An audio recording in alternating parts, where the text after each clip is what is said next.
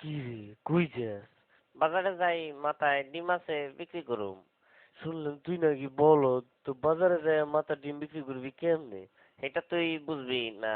তুই অত শুনলাম কম যাস না। আচ্ছা পারলে কত দেখি আমার মাথায় কি আছে, যদি কইতে পারস তো এখান থেকে তোরে আমি 2টা ডিম দেবো। তোর মাথায় আমার মাথা দিয়ে চুলকায়।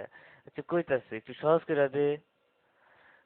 আমার মাথায় যা আছে এটার গায়ের রং সাদা, আর ভাঙলে কুসুম লাল হইতে পারে আবার হলুদ হইতে পারে, আর কম না কইলে বুঝে লবি।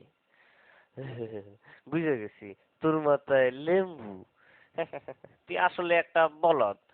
হয় নাই আমার মাথায় ডিম। ইসিরে, এটা আমি সন্দেহ করছিলাম।